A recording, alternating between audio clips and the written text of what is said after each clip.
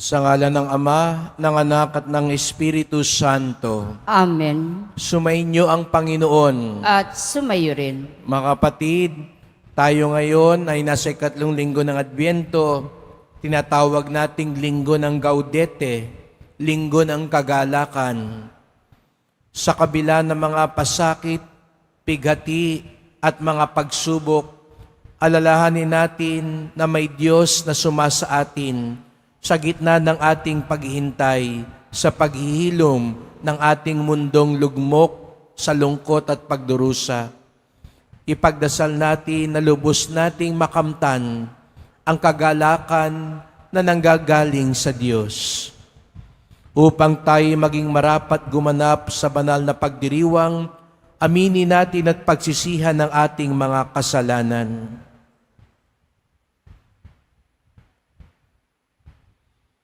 Inaamin ko Sa makapangyarihan Diyos at sa inyo mga kapatid, na luba ako nagkasala sa isip, sa salita, sa gawa, at sa aking pagkukulang. Kaya isinasamo ko sa mahal na Birheng Maria, sa lahat ng mga anghel at mga banal, at sa inyo mga kapatid, na ako'y ipanalangin sa Panginoong ating Diyos. kawan tayo ng makapangyarihan Diyos, patawarin tayo sa ating mga kasalanan at patnubayan tayo sa buhay na walang hanggan. Amen.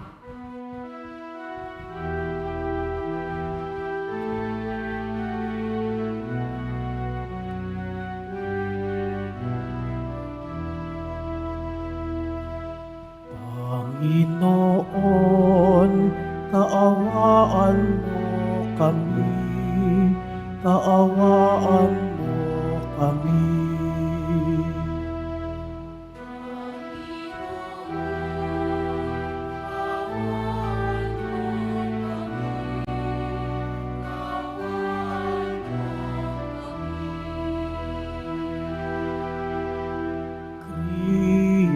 Kristo, kaawaan mo kami, kaawaan mo kami.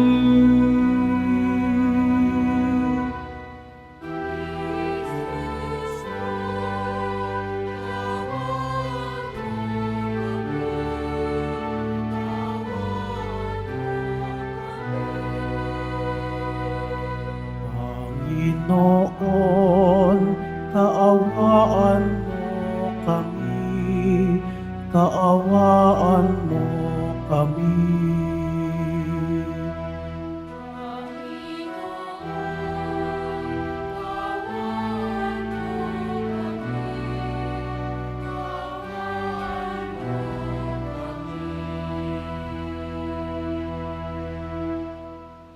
Manalangin tayo.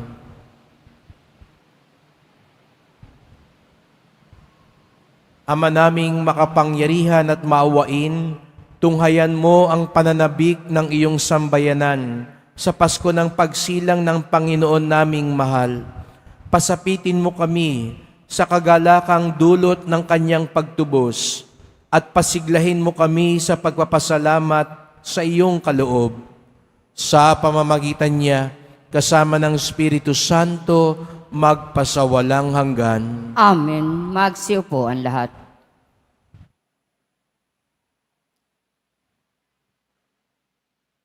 Pagbasa mula sa aklat ni Propeta Sophonias. Umawit ka ng malakas, lunsod ng Siyon. Sumigaw ka, Israel. Magalak ka ng lubusan, lunsod ng Jerusalem. Ang mga nagpaparusa sa iyo ay inalis na ng Panginoon at itinapon niya ang inyong mga kaaway. Nasa kalagitnaan mo ang Hari ng Israel, ang Panginoon. Wala nang kasawiang dapat pang katakutan.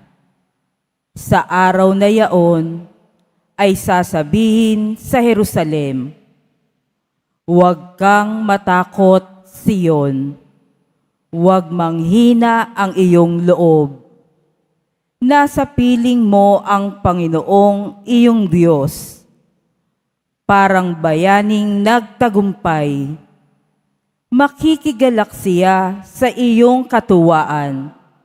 Babaguhin ka ng kanyang pag-ibig, at siya'y masayang aawit sa laki ng kagalakan, gaya ng nagdiriwang sa pista.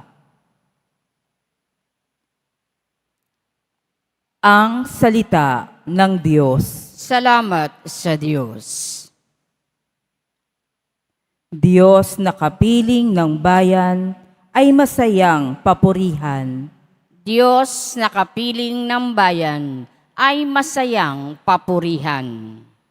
Ang Diyos ang siyang nagliligtas sa akin. Tiwalang-tiwala ako at wala muntimang pangamba, sapagkat ang poon ang lahat sa akin. Siya ang aking awit, ang aking kaligtasan. Malugod kayong sasalok ng tubig sa batis ng kaligtasan. Diyos na kapiling ng bayan ay masayang papurihan. Umawit kayo ng papuri poon, sapagkat kahanga-hanga ang kanyang mga ginawa. Ipinahayag ninyo ito sa buong daigdig. Mga anak ng Siyon, umawit kayo ng buong galak, sapagkat nasa piling ninyo ang dakila at ang banal ng Israel. Diyos na kapiling ng bayan ay masayang papurihan.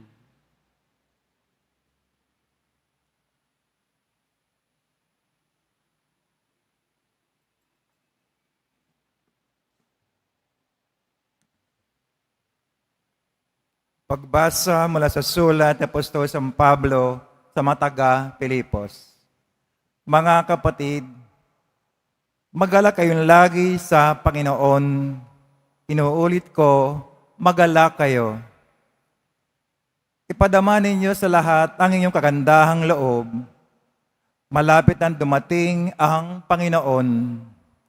Huwag kayo mabalisa tungkol sa anumang bagay. Sa halip, ay hingin ninyo sa Diyos ang lahat ng inyong kailangan sa pamamagitan ng panalangin may pasasalamat. At ang di malirip na kapayapaan ng Diyos ang mag-iingat sa inyong puso at pag-iisip sa pamamagitan ni Kristo Jesus.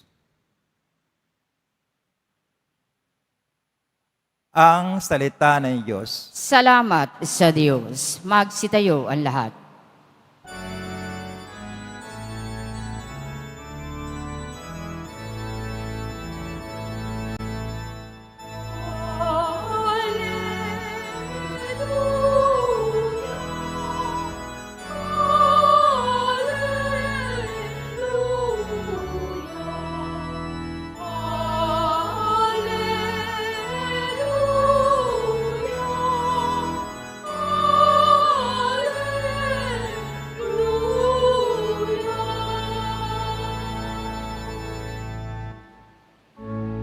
Espiritu ng may kapal,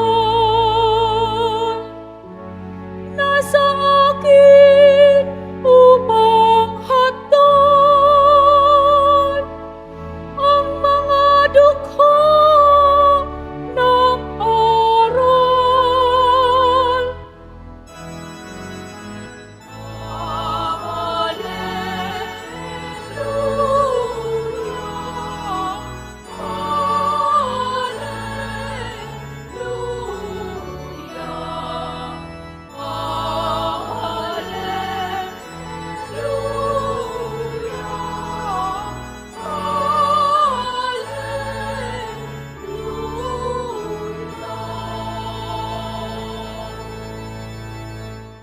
Sumainyo ang Panginoon. At sumayo rin. Ang mabuting balita ng Panginoon ayon kay San Lucas. Papuri sa iyo, Panginoon. Noong panahong iyon, Tinanong si Juan Bautista ng mga tao, "Kung gayon, ano po ang dapat naming gawin? Kung mayroon kang 2 baro, bigyan mo ng isa ang wala. Ganyan din ang gawin ng mga may pagkain," tugon niya. Dumating din ang mga publikano upang pabinyag at itinanong nila sa kanya, "Guro, ano po ang dapat naming gawin?" Sumagot siya, "Huwag kayong sumingil ng higit sa dapat singilin." Tinanong din siya ng mga kawal, "At kami, ano naman ang dapat naming gawin?" "Huwag kayong maghihingi kanino man sa pamamagitan ng pamimilit o ng pagpaparatang ng di totoo. Masiyahan kayo sa inyong sahod." Sagot niya. Nagahari sa mga tao ang pananabik sa pagdating ng Mesiyas at ang akala ng marami si Juan ang kanilang hinihintay. Kaya't sinabi ni Juan sa kanila, "Binibinyagan ko kayo sa tubig, ngunit ang darating na kasunod ko ang magbibinyag sa inyo sa Espiritu Santo at sa apoy. Siya ay makapangyarihan kaysa akin, at hindi ako karapat-dapat magkalag ng tali ng kanyang panyapak. Hawak niya ang kanyang kalaykay upang alisin ang dayam. Itipunin niya ang trigo sa kanyang kamalig, ngunit ang ipay susunugin sa apoy na di mamamatay kailanman." Maraming pang bagay ang ipinangaral ni Juan sa mga tao sa kanyang paghahayag ng mabuting balita. Ang mabuting balita ng Panginoon. Pinupuri ka namin, Panginoong Hesu Kristo. Magsiupo ang lahat.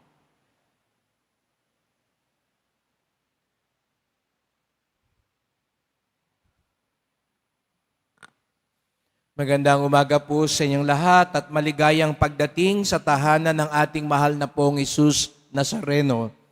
Pinagdarasal din natin ang mga nasa online, lalo na po mga may sakit, nag-aalaga sa may sakit, at mga kababayan, kadeboto natin mula sa iba't ibang panig ng bansa, daigdig, na nais sumama sa banal na misa dito sa ating simbahan sa Quiapo, sa Basilica Minor at Pambansang Dambana ni Jesus Nazareno. Araw ng linggo, araw ng Diyos, araw ng simbahan, at tayong lahat ay naririto sapagkat tinawag tayo ng Diyos, mahal tayo ng Diyos. Kaya bigyan natin ng papuri, parangal at pasasalamat ang ating minamahal na Nuestro Padre Jesus Nazareno. Ngayon po ay nasa 3 linggo na tayo ng Adbyento. Kaya't kung mapapansin po ninyo, sinindihan na yung 3 kandila sa korona ng Adbyento. At kapansin-pansin na kakaiba ang kandila sa 3 linggo. Kung yung 3 kandila ay purpura, ube, mapapansin niyo po yung 3 kandila na sinindihan ngayon ay kulay rosas. Sapagkat ito'y tanda ng kagalakan.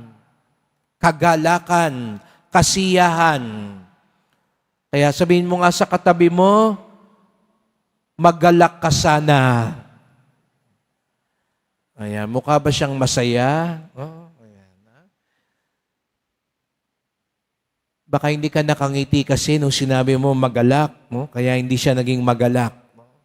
Pero ito ang linggo na panawagan na tayo maging magalak. O sige, hindi pala sana yung magalak ka sana. Sa mga pagbasa, inuutusan. Inutusan ni Sophonias, inutusan ni San Pablo, na mga propeta, mga tao, magalak kayo. O sige, ngayon sabihin mo sa katabi mo, magalak ka. Ayan. Nung isang beses, may ngumiti nung sinabi yun, no? At mali yata yung dinig niya, kala niya, narinig niya, mag-alak ka, no? Aba, natuwa, no? Mag-alak, hindi mag-alak ka, mag-alak ka, no? Natuwa tuloy, dumiretso ka agad sa beer house, no? Yung pala ang kanyang kagalakan. Pero, bakit tayo inuutusan, no? Hindi lang basta sinasabihan, inuutusan tayong magalak ng Diyos. At sabi pa nga ni San Pablo, magalak kang tuwina. Sasabihin niyo siguro, Father, magagalak ako. Ang dami ko pang utang. Magalak ako, wala pa akong trabaho. May iba siguro ngayon nagagalak, nakapasa sa bar. Pero alam ko, meron din ngayon, di makuhang maging magalak. At nalulungkot ka para sa kanya kasi hindi siya nakapasa. Hindi natanggap sa trabaho. Hindi mo pa alam kung gagaling ka o hindi. Tapos sasabihin nyo, uutusan nyo kami, Father. Sabihin nyo, sabi ng Diyos, magalak ka. Paano po yun? Paano tayo magagalak sa gitna ng mga pagsubok at kakulangan at karukaan sa buhay? Siguro nga, walang pera, walang diploma, walang visa, walang gamot, walang sagot. Pero mayroong isang naririyan. Nariyan ng Diyos. Nandyan si Jesus Nazareno. Nandyan siya tuwina. Sasamahan niya tayo kahit walang pera. Baka sabihin nyo, kahit di na niya ako samahan, bigyan lang ako ng pera. Wag naman. Sasamahan niya tayo kahit may karamdaman. Sasamahan niya tayo kahit maraming hamon sa buhay. Kaya nga't, hindi nyo ba napansin ang ating pong Nazareno? Hindi niya binibitawan ng krus. Bagong bihis uli ang ating pong Jesus Nazareno. Handa na siya sa simbang gabi. Handa na siya sa Pasko. Ngunit sa gitna ng kanyang kaningningan at kaluwalhatian, hindi niya inalis ang krus. Hindi natin inaalis yung koronang tinik. Dahil gusto niyang ipaalala sa atin, naririyan ang krus, naririyan ang koronang tinik, naririyan ang pagdurusa, pero wag niyong kalilimutan, naririto din ako. Mga kadeboto, tuwing pumapasok kayo dito sa simbahan ng Quiapo, nananangis, naninikluhod, nagsusumamo, nagtatanong, natatakot, nalulumbay. Sana pag nakita niyo siya, mangusap siya sa inyo at sabihin niya, anuman ang mangyari, kasama mo ako. Anuman ang pinagdaraanan mo ngayon, hindi kita iiwan. At yun ang pinagmumulan ng ating kagalakan. Kaya nga, sabi nga nila, magalak kayo sapagkat narito na ang Diyos. Yun ang dahilan ng kagalakan. Hindi sinasabing, magalak na kayo, yayaman na kayo. Magalak na kayo, kayo na ang mananalo at magiging makapangyarihan. Hindi po. Ang dahilan ng ating kagalakan ay ang pagdating ng Panginoon. Kaya nga, sabi nga ni San Pablo, magalak kayong lagi sa Panginoon. Magalak kayong lagi sa Panginoon. Magalak ka ng lubusan sapagkat inalis na ng Panginoon ang kapighatian. Paano lalago ang kagalakan na galing sa Diyos? Paano natin malalaman na tumuloy na sa ating puso ang Diyos? Di ba? Ngayon, malalaman mo, paano mo malalaman pag Pasko na, handa na sa Pasko ang bahay na ito? Pag nakasabit na ang mga Christmas light. Paano mo malaman sa opisina kung natanggap na ang 13th month at Christmas bonus? Lagi na siyang nakangiti. Ibig sabihin, natanggap na niya yung bonus. Yung mga nakasimangot, ubos na ang bonus. Paano mo malalaman kung sino ang nakapasa? Siya yung nakapost na ngayon sa Facebook. Naka-thumbs up na siya. Paano natin malalaman kung nasa atin ang kagalakan na galing sa Panginoon? Hindi yung nakangiti lang. Alam nyo, maraming nakangiti ngayon. Pero mamaya lang, nakasimangot na. Marami yung bibong-bibo pagkaharap ang mga kaibigan, pero pagpasok sa silid, humahagulhol na. Kaya't ang kailangan natin yung tunay na kagalakan. Marami sa atin ngayon, nakangiti, kakamayan pa tayo, yayakapin pa tayo. Pagpasok sa kotse, magbubuhos ng alkohol yan. Napilitan lang kasi nangangampanya kaya nakangiti. Yayakap sa atin para ligawan lang tayo. Pero pagpasok sa bahay niyan, aburido dahil napilitan lang. Sana yung kagalakan na galing sa Panginoon ang ating makamtan. At ano daw po ang kagalakan na galing sa Diyos? Masdan niyo po uli yung kandilang rosas. Paano daw ba nabubuo ang kulay na rosas? Dalawang kulay daw ang dapat pagsamahin para mabuo ang rosas. Ang choir pala natin naka-pink, no? Ayan, no? Paano ang pink na mabuo? Pagsamahin niyo daw po ang puti at pula. Pag pinagsama niyo ang puti at pula, mabubuo ang rosas. Ang puti, sagisag ng kalinisan. Ang pula, katapangan at paninindigan. Kapag ang tao daw may kalinisan at paninindigan at katapangan, doon nagaganap ang tunay na kagalakan. May kapangyarihan ka nga, pero hindi malinis ang iyong budi, hindi ka talaga magiging masaya. Maraming tao, ang yaman-yaman, kahit buong taon, hindi mag-ulit ng sapatos. Kahit isang buwan, hindi mag-uulit ng damit. Kahit isang linggo, hindi mag-uulit ng sasakyan. Pero pagpasok sa bahay, hindi makakain, hindi makatulog,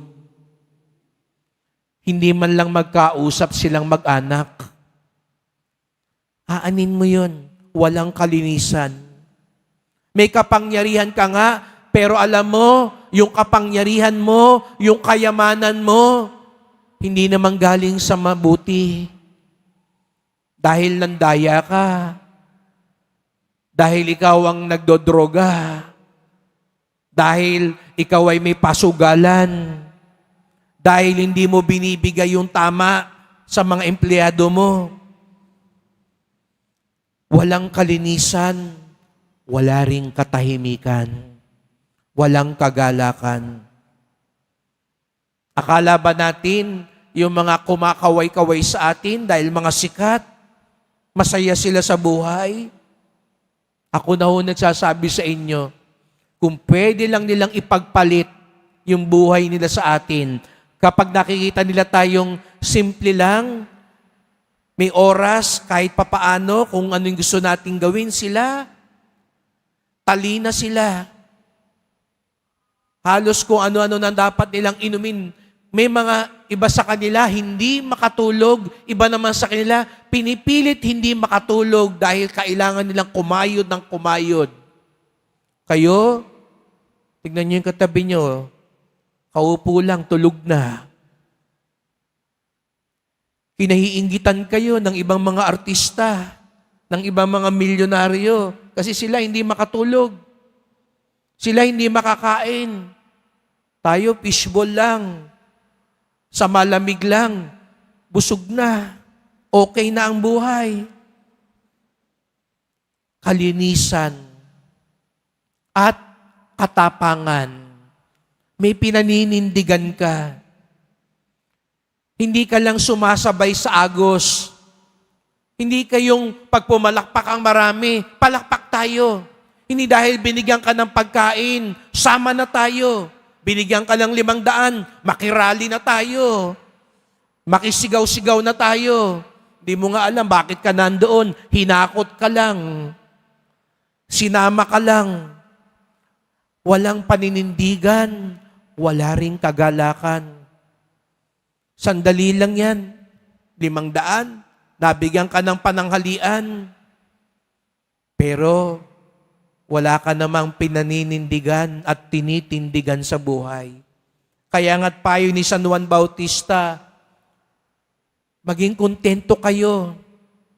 Kilalanin nyo kung sino kayo. Tanggapin mo kung sino ka. Panindigan mo. Huwag mong ikahiya kung sino ka. Ang dami nagsasabi mga tao kay Juan Bautista, ikaw ba ang Mesiyas? Kung medyo sira lang si Juan Bautista at kukunin niya yung pagkakataon, total hindi naman alam ng mga tao eh. Oo, ako nga. Aba, di ang dami niyang fans, ang dami niyang followers, influencer si Juan Bautista. Mananalo yan sa eleksyon. Pero anong sabi ni Juan Bautista? Hindi ako. Hindi siya nagpapanggap. Alam niyo mga kapatid, ang isa sa pinakamalungkot ng mga tao, yung mapagpanggap. Ngayong Pasko, huwag ka na magpanggap. Huwag mong ipakita sa kapitbahay. Dapat patunayan natin sa kapitbahay natin, hindi tayo lubog sa utang. Maghanda tayo. Bumili tayo, magsuot tayo ng magara. Ayan, pagkatapos ng Pasko, dadoble ang utang mo. Kasi nagpapanggap ka lang. Ayaw mong patalo sa iba. Nagpapanggap. Nagpapanggap ka pang binata o dalaga. 5 na anak mo. Tama na.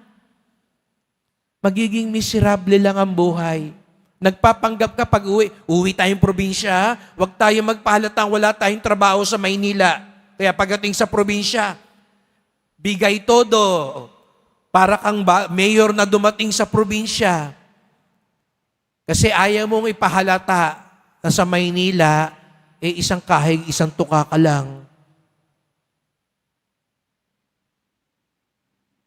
Mamatay na sa utang, wag lang sa yabang. Wag magpanggap. Sapagkat ang pagpapanggap, walang kalinisan, walang paninindigan, walang kagalakan. Kaya mga kapatid, sa misang ito yung ipagdasal natin sa mahal na pong Jesus Nazareno.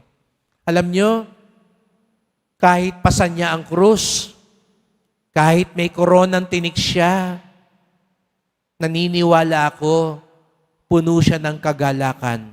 Dahil yung ginagawa niya, alam niya, pagsunod sa Ama. Yung ginagawa niya, alam niya, para sa ating kaligtasan.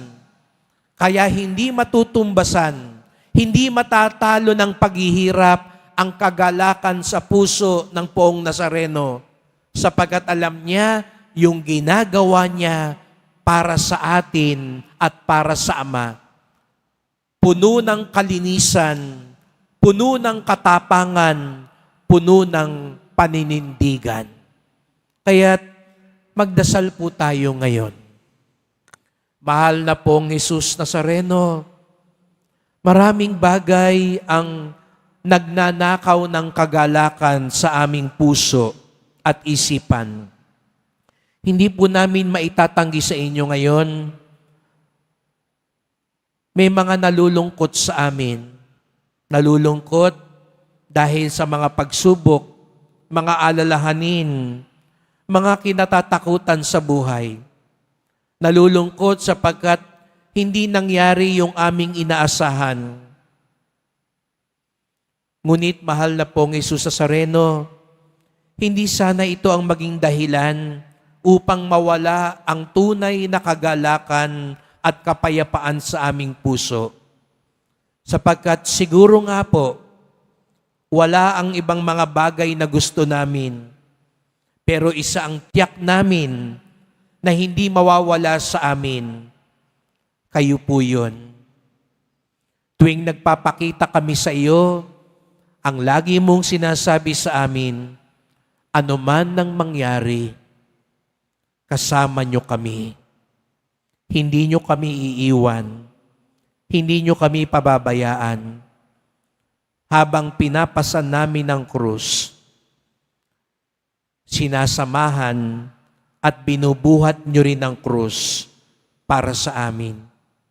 Kaya nga, tulungan nyo po kami magkaroon ng kalinisan, katapangan, at paninindigan upang sa gayoy, sa gitna ng maraming mga hamon sa buhay, makukuha pa rin naming tumindig, tumingala, magpatuloy sa buhay sapagkat kayo ang aming lakas at kagalakan. Mahal na pong Jesus Nazareno, kawaan niyo po kami, basbasan niyo po kami. Amen. Amen. Magsitayo ang lahat.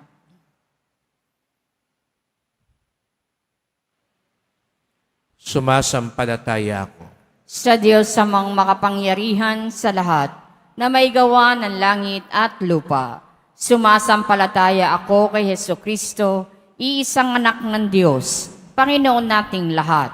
Nagkatawan tao siya, lalang ng Espiritu Santo, ipinanganak ni Santa Mariang Birhen, pinagpakasakit ni Poncio Pilato, ipinako sa krus, namatay, inilibing, nanaog sa kinaroroonan ng mga yumao. Nang may 3 araw na buhay na maguli, umakyat sa langit, naluluklok sa kanan ng Diyos amang makapangyarihan sa lahat. Doon magmumulang paririto at huhukom sa nangabubuhay at nangamatay na tao. Sumasampalataya naman ako sa Diyos Espiritu Santo, sa banal na simbahang katolika, sa kasamahan ng mga banal, sa kapatawaran ng mga kasalanan, sa pagkabuhay na muli na nangamatay na tao, at sa buhay na walang hanggan. Amen. Mahal ko mga kapatid, sa gitna ng mga paghihirap sa buhay, kami nagsusumamo sa iyo, Ama, upang patuloy kaming kumapit at manatili sa wagas na pag-ibig at kagalakan sa piling mo lamang matatagpuan. Buong puso kaming dumadalangin, Panginoon, tulutan mo ng kagalakan ang aming puso. Panginoon, tulutan mo ng kagalakan ang aming puso. Bigyan mo nawa ng karunungan at banal na pagkatakot sa Diyos ang lahat ng namumuno sa simbahan upang magampanan nila ang kanilang tungkulin na may galak, kapayapaan, katarungan at pagmamahal. Manalangin tayo. Panginoon, tulutan mo ng kagalakan ang aming puso. Sa pamamagitan ng pagpakumbaba at pagmamahal, naway isang tabi ng mga naglilingkod sa pamahalaan ang kanilang mga pansariling interes at mga munting hinaing upang maakay nila ang kawang kanilang pinagsisilbihan tungo sa pagkakaisa at kapayapaan. Manalangin tayo. Panginoon, tulutan mo ng kagalakan ang aming puso. Patuloy nawa kaming manabik sa iyo, O Diyos. Masumpungan ka nawa namin sa taimtim na pananalangin at pagkakawang gawa, lalo na sa mga may sakit. Manalangin tayo. Panginoon, tulutan mo ng kagalakan ang aming puso. Pagalingin mo nawa kami mga nangangailangan ng paghilom sa gunita, damdamin, katawan at kaluluwa, upang maging karapat-dapat kaming magpuri sa iyo ng may galak sa aming mga puso, manalangin tayo. Panginoon, tulutan mo ng kagalakan ang aming puso. Salubungin nawa ng may galak ang aming mga kapatid na yumao at hatid sa kanilang walang hanggang kapayapaan, manalangin tayo. Panginoon, tulutan mo ng kagalakan ang aming puso. Ibulong natin sa Panginoon ang iba pa nating kahilingan.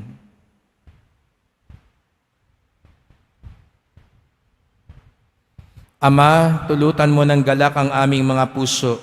Dinggin mo ng may awa ang aming mga abang pagsusumamo upang matagpo ang kaming karapat-dapat sa pagdating ni Jesucristo. Sapagkat sa piling niya, magiging ganap ang kagalakan ng aming puso.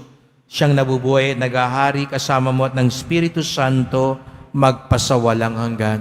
Amen. Magsiupo ang lahat.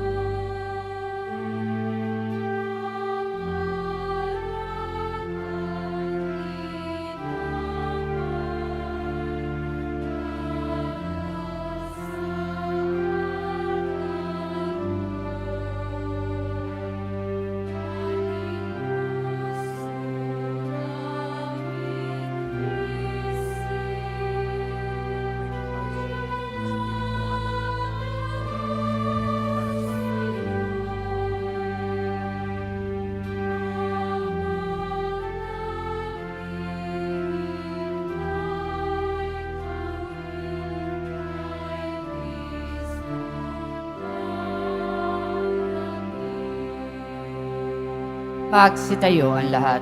Manalangin kayo mga kapatid upang ating paghahain ay kalugdan ng Diyos amang makapangyarihan.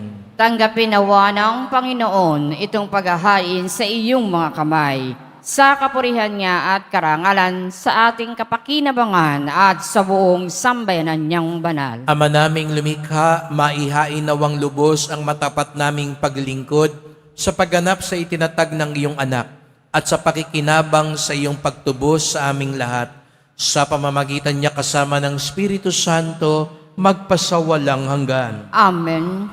Sumainyo ang Panginoon. At sumayo rin. Itaas sa Diyos ang inyong puso at diwa. Itinaas na namin sa Panginoon. Pasalamatan natin ang Panginoong ating Diyos. Marapat na siya ay pasalamatan. Ama naming makapangyarihan, tunay ngang marapat na ikaw ay aming pasalamatan sa pamamagitan ni Jesucristo na aming Panginoon.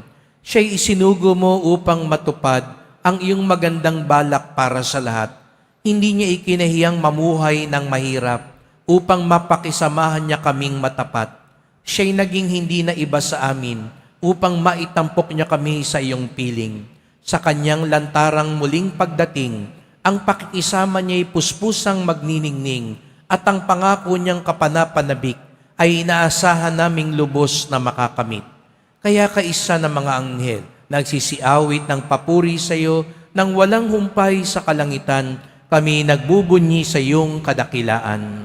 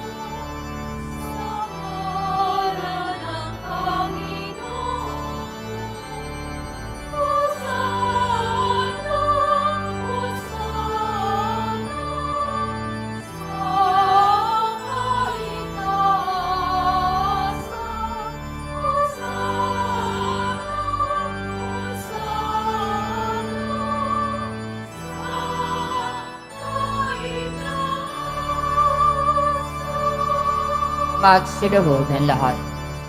Ama naming banal, ikaw ang bukal ng tanang kabanalan.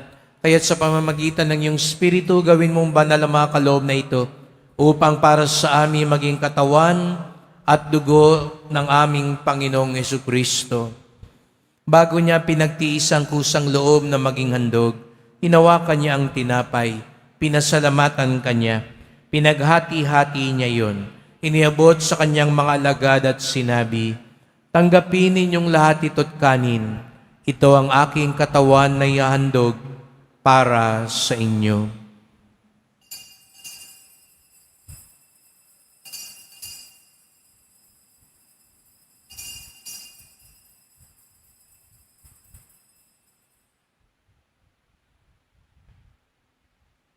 Gayun din naman nang matapos ang hapunan, hinawakan niya ang kalis. Muli kanyang pinasalamatan.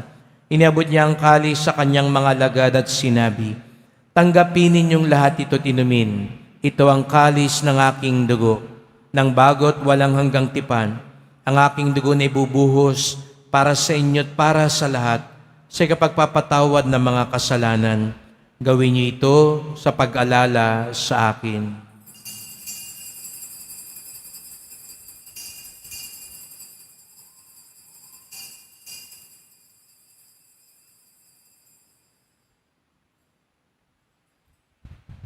Magsitayo ang lahat. Ipagbunyi natin ang misteryo ng pananampalataya. Si Kristo'y namatay, si Kristo'y nabuhay, si Kristo'y babalik sa wakas ng panahon. Ama, ginagawa namin ngayon ang pag-alala sa pagkamatay at muling pagkabuhay ng iyong anak.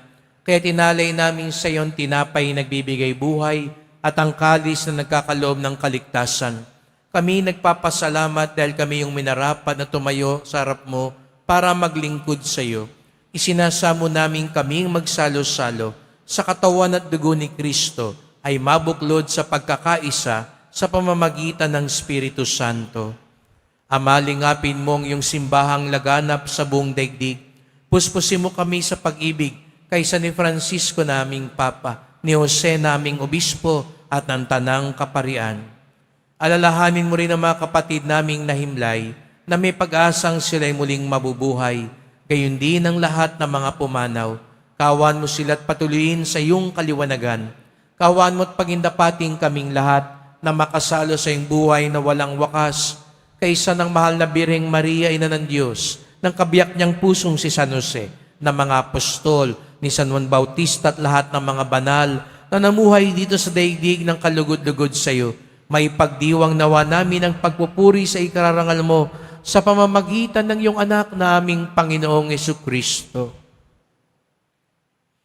Sa pamamagitan ni Kristo, kasama niya at sa Kanya, ang lahat ng parangal at papuri ay sa iyo, Diyos Amang makapangyarihan, kasama ng Espiritu Santo, magpasawalang hanggan.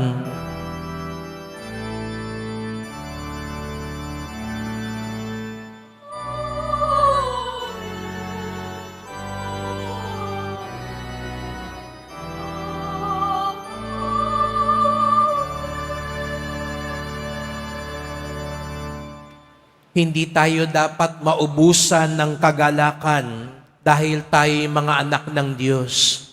Sama-sama tayo ngayong umawit sa ating Ama sa Langit.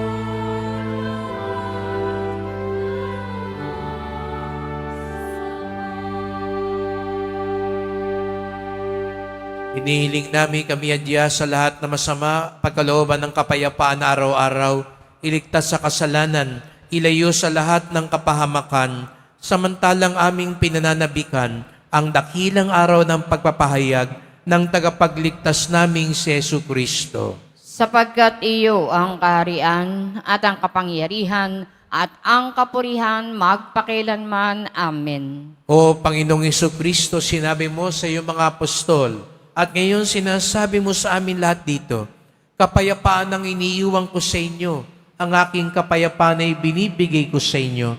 Tunghayan niyo pong aming pananampalataya, huwag pong aming mga kasalanan, at pagkalooban kami ng kapayapaan at pagkakaisa, ayon sa iyong kalooban, kasama ng Espiritu Santo, magpasawalang hanggan. Amen. Ang kapayapaan ng Panginoon ay laging sumainyo. At sumayo rin.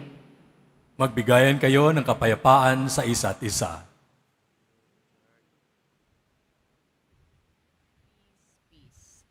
Kordero ng Diyos na nag-aalis ng mga kasalanan ng sanlibutan, maawa ka sa amin. Kordero ng Diyos na nag-aalis ng mga kasalanan ng sanlibutan, maawa ka sa amin. Kordero ng Diyos na nag-aalis ng mga kasalanan ng sanlibutan, ipagkaloob mo sa amin ang kapayapaan. Magsiluhod ang lahat.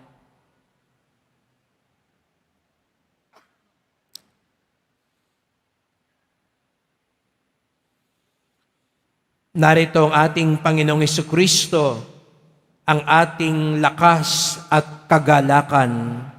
Siyang kordero ng Diyos na nag-aalis ng mga kasalanan ng sanlibutan, mapapalad ang inaanyayahan sa kanyang piging. Panginoon, hindi ako karapat-dapat na magpatuloy sa iyo, ngunit sa isang salita mo lamang ay gagaling na ako.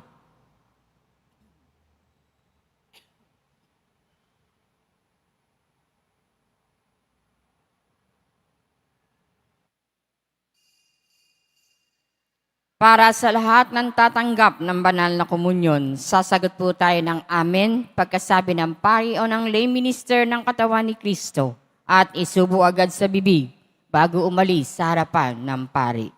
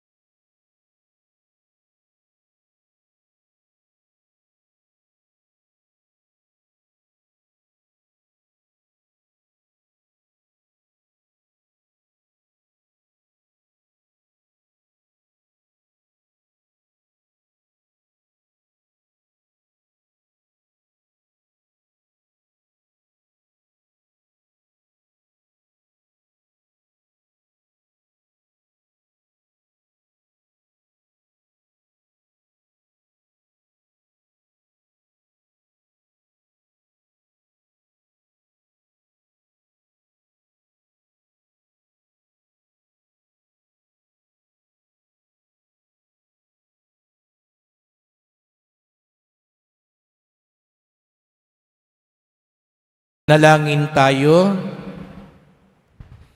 Ama naming mapagmahal, ang pinagsaluhan namin ngayon sa ikapagpapatawad ng mga kasalanan ay magpagindapat nawang kami maging handa para sa Pasko ng pagsilang ng iyong anak na siyang namamagitan kasama ng Espiritu Santo magpasawalang hanggan. Amen.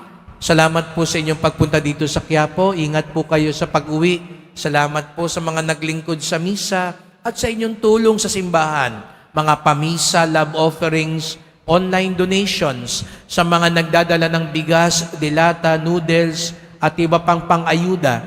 Ang ating debosyon sa Poong Nazareno ay nagtuturo sa atin magmalasakit at tumulong sa ating kapwa. Maaari pa rin tayong maging magalak sa gitna ng lahat sapagkat sumasa atin ang Diyos. Ang kagalakang bigay ni Jesus Nazareno ay puspos ng kalinisan, katapangan, at paninindigan. Sumainyo ang Panginoon. At sumayo rin. Mahal na pong Jesus Nazareno, inihayag mo sa pamamagitan ng krus ang walang maliw na pag-ibig ng Diyos sa sangkatauhan. Pakinggan mo ang kahilingan ng iyong angkan, ng iyong tumihingi ng iyong tulong at awa. Makamtanawa namin ang iyong kasagutan ng may utang na loob na tinatanaw. Basbasan din po ninyo ang mga imahen at dasalang ito upang lalo kaming manalangin at magtiwala. Sa pamamagitan ng bendisyon na ito, naway lalo kaming maging mapaglingkod, masunuri na tapat sa iyo na aming maluwalhating Panginoon, magpasawalang hanggan. Amen. At pagpalaing kayong lahat ng makapangyarihang Diyos, Ama at Anak at Espiritu Santo. Amen. Umayo kayong taglay ang kapayapaan at kagalakan ng Poong Jesus Nazareno. Salamat sa Diyos.